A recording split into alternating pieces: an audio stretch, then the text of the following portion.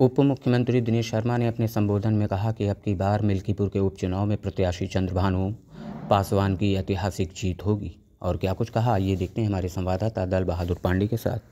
ये जो विकास का मुद्दा भारतीय जनता पार्टी ने अपनाया है और जो समाजवादी पार्टी है वो पीडीए के फार्मूले पर चुनाव लड़ रही है। और मिल्कीपुर से आप परिचित भी हैं। मिल्कीपुर में 2 बार भारतीय जनता पार्टी अब तक चुनाव जीत चुकी है। तीसरी बार भारतीय जनता पार्टी मजबूती के साथ चुनाव लड़ रही है। इसको कैसे आप देखते हैं, क्या कैसे लेंगे आपको? जब ये कुंदरकी की पुनरावृत्ति होगी, हमने आजमगढ़ जीत लिया, कुंदरकी जीत लिया, हमने मीरापुर जीत लिया इनका, और हमने अम्बेडकर नगर इनका जो गढ़ था वो जीत लिया है। जनता अब असलियत पहचान गई है। कुंदरकी में तो 80% मुस्लिम भी समाज आ गया। एक गांव है वहां पर, वो पूरा यादवों का गांव है, यादव बंधुओं का, और वहां जितना मत होना चाहिए उस गांव के, वो 90% मत जो है वो भाजपा को मिला है। यानी इनका भी जो वोट बैंक है वो खिसक रहा है। और अब मिल्कीपुर अब की एक इतिहास रचेगा। रिकॉर्ड मत से भाजपा की जीत सुनिश्चित है। मिल्कीपुर में जातीय समीकरण हर चुनाव में जो है साधे जाते हैं। कुंभ ने जाति समीकरण ध्वस्त कर दिए हैं। मोदी जी और योगी जी के द्वारा जो जाति से अलग हटके सबका साथ सबका विकास सबके लिए प्रयास किया गया है, अब लोग जातिवाद में नहीं, अब राष्ट्रवाद में वोट देंगे।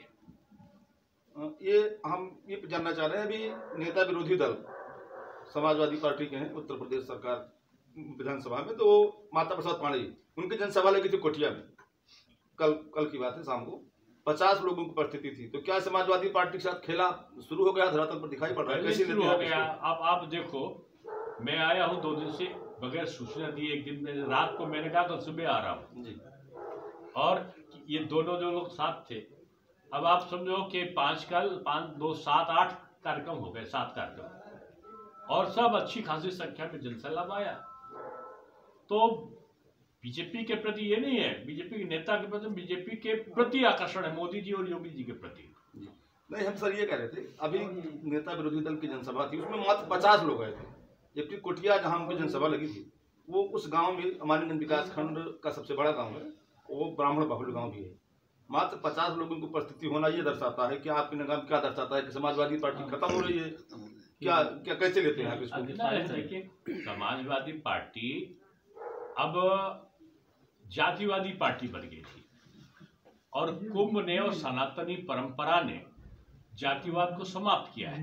उनका मोटिव, उनका उद्देश्य खत्म हो गया, उनका मुद्दा ही खत्म हो गया।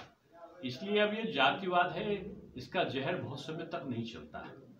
अब बीजेपी का एक बटेंगे तो कटेंगे का जो एक मैं कह सकता हूं जो एहसास था, जनता समझ चुकी है, अब बटने वाली नहीं है।